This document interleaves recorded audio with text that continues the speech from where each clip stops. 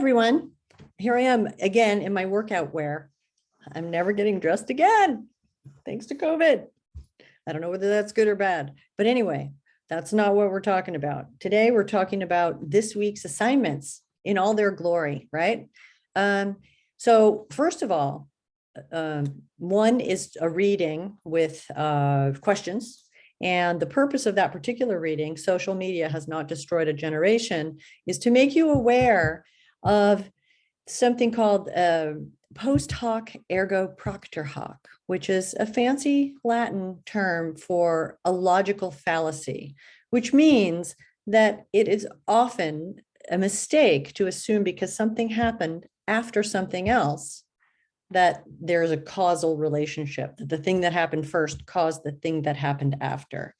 It's very natural to think that, but it's especially in the social sciences, it is not a jump you can really make with any kind of persuasion. So what I mean by that is, if I say I rolled over in bed and then the sun came up.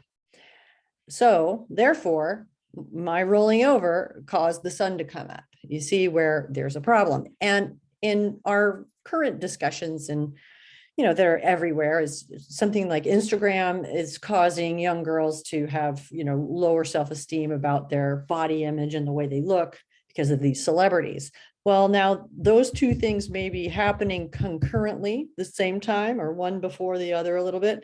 But in order to suggest that there's any sort of causal relationship, you need a lot of backup from credible sources, universities, and I think perhaps maybe even medical institutions that have conducted studies and surveys and really monitored the mental health. And you saw it in the other article that these ideas about mental health of populations are not really measurable like a cup of water. I mean, there are so many variables, and when people are reporting their inner lives, that is not the same as something you might observe under a microscope that you can repeat, in the scientific way. So anyway, so what I'm saying is be careful about overgeneralizing or generalizing at all about something that caused something else. And people do tend to do that when it comes to social media. It's doing this and this and this. For academic writing, you've got to have more backup. So that's why I'm sending it to the library. And I found that just simply amassing a works cited list, even if you change your sources later, really helps students figure out how to get in there. And this idea that sources are going to be credible, it's not airtight, but it does send you in a direction where people have studied and they've got credentials, and they are in general truth seekers rather than selling something or putting an agenda forward. So hopefully you'll find that to be the case. All right. So let me just show you. I will share the screen here. And here we go. So what was I saying? Post hoc ergo propter hoc. That's a logical fallacy. If you've seen on your papers where I said this is a generalization, you've got to be careful. That's why we have those words like suggest, points towards, it may be, oftentimes, somewhat. I mean, especially in the social sciences, these sort of airtight, this caused that, not so easy, not so fast. Okay. And then, so make sure you answer those questions, and then you'll get the idea that it depends on how the studies are conducted and who's conducting them. So in this very article, they're kind of bringing that up, like, well, hold on a minute, just what information do we have and how are we going to analyze it? So I just wanted you to be conscious of that. So, and then here, look, someone handed in their work. This is what it looks like when I get it. So this is John Freeman. He did a great job. And this is what a works cited looks like. Now, when you turn in something that doesn't look like this, I'm kind of tipped off that perhaps you have not looked at the instructions.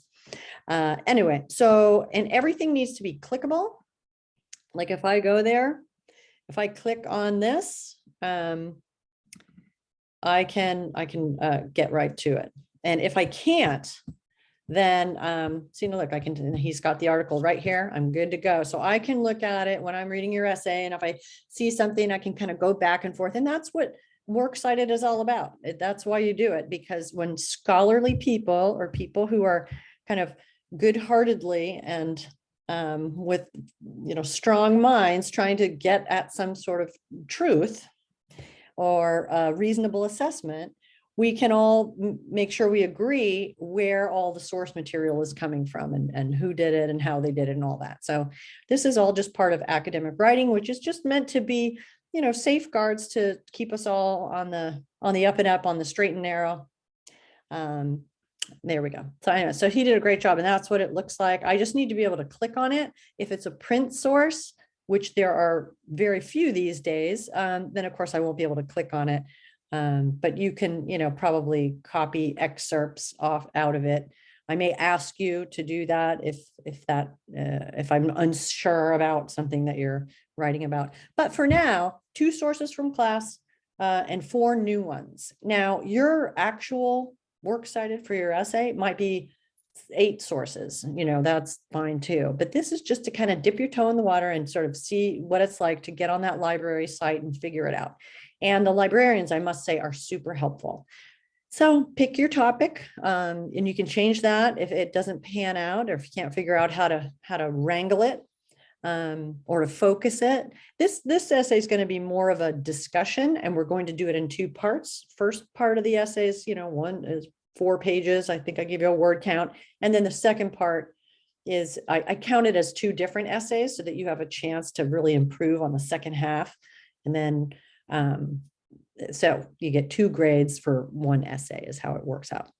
Okay, so and we'll worry about that a little bit more as we go. Now we're just doing works cited, and let me just stop the share and just get cracking. Okay, as usual, you gotta launch into the library, and that'll save you a lot of time and headaches if you just get that out of the way. Break the ice on that.